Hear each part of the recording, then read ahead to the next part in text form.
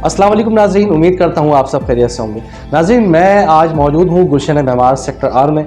यहाँ पर एक नामी गिरामी रियल एस्टेट जिसका नाम साहिबान इंटरप्राइजेस है। यहीं पर आज बात करने के लिए हमारे साथ मौजूद है जनाब नदीम शाह साहब, जो कि CEO हैं साहिबान इंटरप्राइजेस। गुलशन मेमार प्रॉपर्टी एडवाइज़र के बानी में से हैं और इसी के साथ साथ आप माशाल्लाह फलाई कामों में भी पेश रहते हैं। तो बात करेंगे कुछ उनके हवाले से और कुछ उनके काम के हवाले से। अस्सलाम वालेकुम नदीम साहब, कैसे हैं आप? अल्हम्दुलिल्लाह, वालेकुम सलाम। कैसे हैं आप? और सर काम वगैरह कैसा चल रहा है? अल्लाह का करम है। काम की बस सूरत हाल ऐसी है कि स्टार्ट तो नहीं है, धक्का स्टार्ट कह सकते हैं। एक्स्ट्राऑर्डिनरी मेहनत करनी पड़ रही है, एक्स्ट्राऑर्डिनरी वर्किंग है। कितने अरसे से आप इस फील्ड से वाबस्ता हैं? तकरीबन 37 ईयर्स मुझे इस काम में हो गए हैं। Property, construction. यहाँ की मार्केट की अगर बात की जाए तो दीगर इलाकों की निस्बत कैसी है? फर्स्ट ऑफ ऑल तो ये कि गुलशन में हमारा एक ब्रांड है। यहाँ की ज़मीन पर आपको कोई 2 गज जगह पे भी आपको कोई कब्जा, कोई फसाद नहीं मिलेगा। लोगों के प्लॉट 50-50 साल से पड़े हुए हैं, माँ सिवाय उस पर LPGs लगती हैं और डिफ़ॉल्ट होते हैं मेंटेनेंस के हवाले से, तो वो उनको देना पड़ता है। अदरवाइज़ यहाँ पे कोई लॉबी या कोई माफिया उस पर यहाँ नहीं बैठ सकती। यहाँ पर एक नॉर्मल मकान, फ्लैट और प्लॉट्स की कीमतें क्या चल रही हैं? देखिए, तकरीबन ये कि अगर मकान पे आते हैं तो मकान जो है यहाँ 80 गज से लेके 600 गज तक के मकान आते हैं। ये तकरीबन 1.25 करोड़ रुपए से लेकर तकरीबन 12 करोड़ रुपए तक का मकान है। उसमें 600 भी है, 400 भी है और 240 और यहाँ कैटेगरी 200 गज की भी है। फ्लैट जो है, एवरेज फ्लैट जो है अगर आप लेने जाते हैं तो यहाँ पे 2 ही ब्रांड हैं अपार्टमेंट के हवाले से, एक PHA टावर और एक हुनैन हैबिटेट, जिनमें इमारत अच्छी हैं। पानी, बिजली, गैस सब चीज़ें अवेलेबल है, security, camera system, fire system, ये सब अवेलेबल है इसमें। इसके अपार्टमेंट जो हैं वो 2 कमरों का अपार्टमेंट भी जो 80 लाख रुपए का है। प्लॉट तकरीबन समझ लें कि इस वक्त प्राइजेस नीचे आ गई हैं। तकरीबन 33% जो है वो इसमें मतलब करेक्शन आई है। अभी समझ लें कि अगर 100% अगर 1 करोड़ रुपए का प्लॉट था तो इस वक्त 73-74 लाख रुपए पे आ गया है। आप यहाँ के अलावा और किन किन इलाकों में डील करते हैं? देखें यार, ये तो हमारी मजदूरी है, हम मजदूर लोग हैं, हमें तो काम करना है। हम प्रॉपर्टी डीलर में हमारे के नहीं हैं।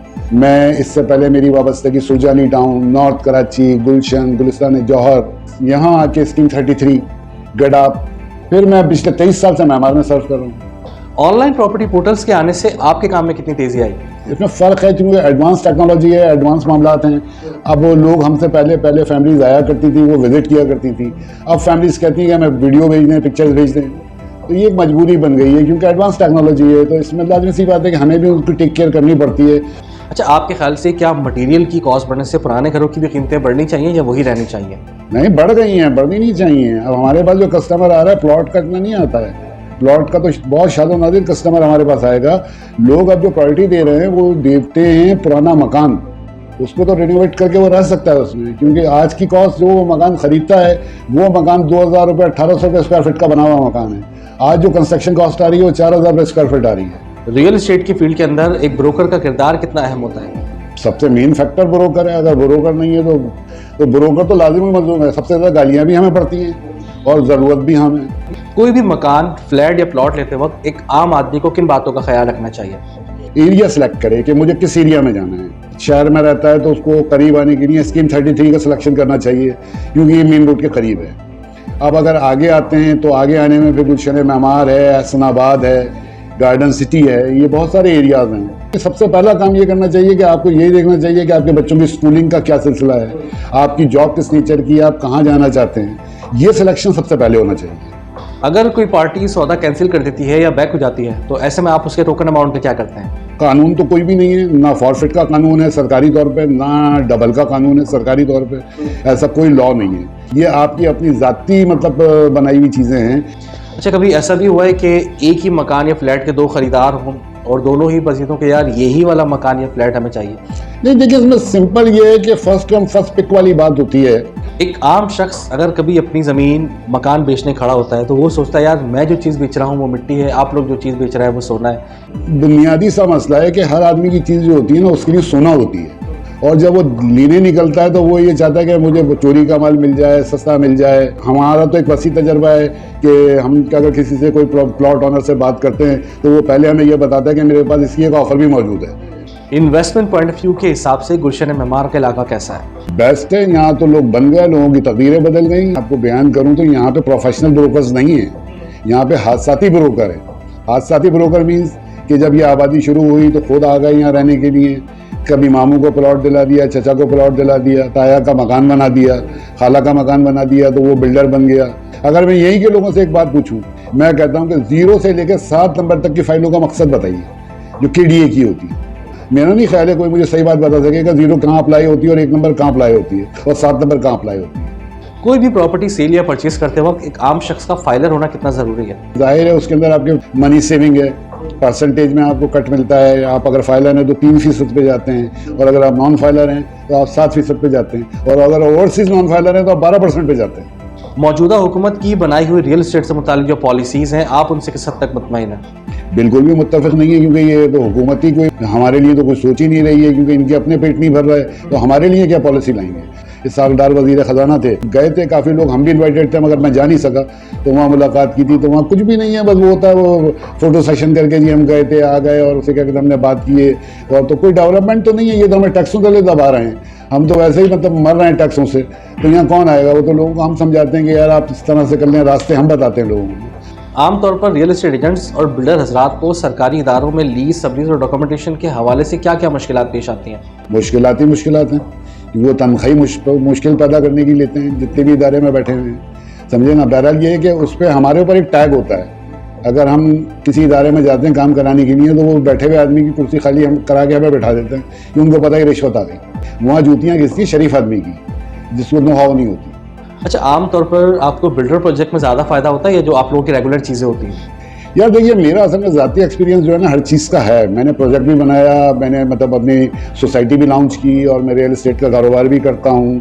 सोसाइटी बना के मैंने सफारी पाम विलेज एक प्रोजेक्ट किया मैंने नॉर्दर्न बाईपास पे, सक्सेस रहा मेरा। जब वो सक्सेस हुआ तो मेरे पार्टनरों को मतलब ये कि आगे जाएँ, हम इसको लेके आगे चलें। जब मैंने प्रोजेक्ट बनाया तो मैं तो बड़ा खुश हुआ कि मैंने 1 हफ्ते में अपना सारा माल बेच दिया। तो अब मुझे बाद में पता चला कि ये मेरी गलतफहमी थी, क्योंकि जो 8 लोगों को मैंने यूनिट बेचे थे, एक एसबी बनाई थी 400 गज की पहली ज़िंदगी में। तो मैं बड़ा खुश था कि यार 8 लोग आए और आगे ले गए, मगर ये पता चला कि 8 लोगों ने तो मुझे बहुत तंग किया, पैसे ही नहीं दिए। जो बिल्डर करता है कि 3-3 जगह उनको बुक करता है, तो वो सही करता है। कराची में जो आजकल रियल एस्टेट के हवाले से इतनी एसोसिएशंस वगैरह बन रही हैं, तो क्या लगता है उनको उनके मकासद हासिल हो रहे हैं या सिर्फ कागज़ के हद तक ही महदूद है? कुछ नहीं है, ये सब दुकानदारी है, कुछ भी नहीं है। क्या है, कोई प्रैक्टिकल क्या करेगा कोई किसी के लिए? कुछ भी नहीं कर सकता। अब ये इतनी बन गई है, मैं तो जब से जानता हूँ जब अख्तर कुरैशी की होती थी। गुलशन मेमार प्रॉपर्टी एडवाइज़र एसोसिएशन के आप माशाल्लाह बानी में से हैं। आपकी एसोसिएशन ने अपने रियल्टर्स की फलाह बहबूद के लिए क्या किया? देखें, ये 2012 में हमने फाउंड की थी। हुआ ये था कि मैनेजमेंट के ख़िलाफ़ हम लोगों ने काफ़ी मुजाहरे किए थे, तो उसमें काफ़ी तोड़ फोड़ भी की मेमार के लोगों ने और ब्रोकर्स ने। टाउन हॉल पे भी मतलब मारपीट हुई थी, हुआ। तो मेमार मैनेजमेंट ने जो है हमारे खिलाफ FIR लॉन्च करा दी, तो ब्रोकर्स पकड़े गए, ये हुआ वो हुआ। बहरहाल वो सेटलमेंट हो गया। उसके बाद फिर असल में तय ये हुआ कि हमें स्टैंड लेना चाहिए, हमें खड़ा होना चाहिए अपने हकूक़ के लिए। तो उस 2012 के अंदर हमने फिर बड़ी मेहनत की और लोगों को हमने कन्विंस किया, क्योंकि यहाँ समझते ही नहीं थे कि एसोसिएशन की मफादात क्या हैं या इसके अगराज़ व मकासद क्या हैं। फिर बाद में एक इलेक्शन यहाँ बहुत अच्छा हुआ एक इलेक्शन। उसमें लगा था कि यार कोई अपोनेंट है आपके, मगर उसके अंदर भी कोई रिजल्ट नहीं आया। फिर असल में ज़ाहिर सी बात है, देखें यहाँ के लोगों के अंदर कोई इतना दम नहीं है, और जो इस वक्त एसोसिएशन चल रही है वही बड़ी मुश्किलों से चल रही है। उसकी वजह यह है कि यहाँ फंडिंग नहीं है। डॉक्यूमेंटेशन के हवाले से गुलशन मेमार की प्रॉपर्टी कैसी है? मजबूत तरीन फाइल रद्दी में तो बिक सकती है, मगर ट्रांसफ़र नहीं हो सकती 2 नंबरी से। फ्लैट और अपार्टमेंट में क्या फ़र्क है? अपार्टमेंट का कस्टमर जो होता है ना, वो होता है उसका लवर, जो अपने आप को अपार्टमेंट में सेफ महसूस करता है। जो अपार्टमेंट का रहने वाला होगा ना, उसको आप उसको आप समझाते रहेंगे ज़मीन का मकान ले लो, सस्ता दे रहे हैं ले लो, वो नहीं लेता। क्यों? उसकी थिंकिंग ये होती है कि मैं ओवरसीज रहता हूँ, मेरी फैमिली कंपाउंड में है, मेरे बच्चे सिक्योर हैं। अच्छा, आप जो कंस्ट्रक्शन का काम करते हैं उसमें आप मटेरियल किस लेवल का इस्तेमाल करते हैं? हमारा जो मटेरियल होता है, जो कि हम बना के बेचते हैं, हमारा स्टैंडर्ड कहलाता है। यानी कि स्टैंडर्ड मीन्स ये होता है कि उसके अंदर हर चीज़ जो हम अप्लाई करते हैं वो ऐसी करते हैं जो मयारी हो, ग्राउंड+2 ग्राउंड+3 तक ये उसको सपोर्ट करे। बाज़ स्टेट एजेंट्स दूसरे एजेंट से मुकाबला करने के चक्कर में क्लाइंट्स के सामने जो अपना कमीशन मार्जिन बहुत कम कर देते हैं या बिल्कुल ही गिरा देते हैं, इस पर आप क्या कहेंगे? अगर आपका कोई स्टैंडर्ड, आपका कोई मयार है, तो आप कभी भी इस किस्म की बात नहीं करेंगे। उसकी बुनियादी वजह यह है कि आप कोई खैरात या ज़कात में आप कोई काम नहीं कर रहे हैं, आप सर्विसेज फराहम कर रहे हैं, हम प्रोवाइडर हैं। हाँ, अगर किसी के साथ कोई इशू है, कोई बेवा खातून है, कोई डिसेबल है और किसी के साथ तो मजबूरी है, तो वहाँ रियलाइज़ किया जा सकता है। अब कराची जैसे शहर में एक आम आदमी के लिए घर लेना कितना मुश्किल हो गया या फिर बना दिया गया है? बना दिया गया है इस तरह से। मैं मिसाल दे दूँ आपको छोटी सी, ये सकिया प्रॉपर्टी के यूट्यूबर्स हैं, उन्होंने बहुत मुश्किल कर दिया, लोगों को जहन बना दिए कि तुम्हारे पास इतने पैसे होंगे तो तुम्हें मकान मिलेगा, वरना तो मार्केट में मत आओ। आने वाले वक्तों में प्रॉपर्टी के काम का क्या मुस्तकबिल नजर आ रहा है? मुस्तकबिल बहुत अच्छा है, यही सनत बहुत बड़ी है और यही सनत चलेगी। कैसा लगता है जब आपके क्लाइंट्स और जो आपके दोस्त अहबाब जो कि इस फील्ड से, इस इंडस्ट्री से वाबस्ता हैं, उनसे इतनी इज्जत मिलती है, इतना प्यार मिलता है? देखिए असल में ये सब गिव एंड टेक है।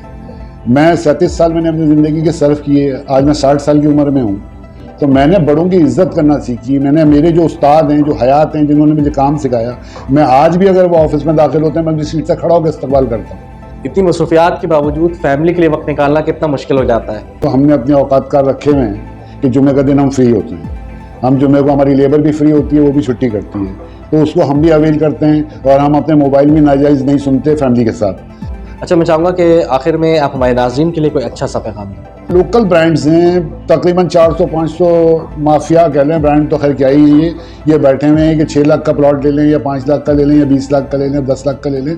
इन चक्करों में हरगिज़ ना पड़े, ब्रांडेड चीज़ खरीदें, चाहे पैसे ज़्यादा हों, नहीं रह सकते रुक के लें, इंस्टॉलमेंट पे ले लें, कुछ कर लें, मगर किसी ब्रांड को सिलेक्ट करें।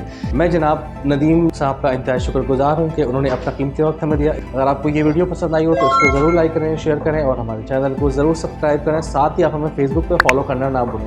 कमेंट सेक्शन में अपनी राय से ज़रूर आगाह करें। साइबान इंटरप्राइजेज़ के नाम से आपको एक फेसबुक पेज भी मिल जाएगा, जहाँ पर जाके आप इनकी तमाम तर प्रॉपर्टीज़ को देख सकते हैं। इजाज़त चाहेंगे, अल्लाह हाफ़िज़।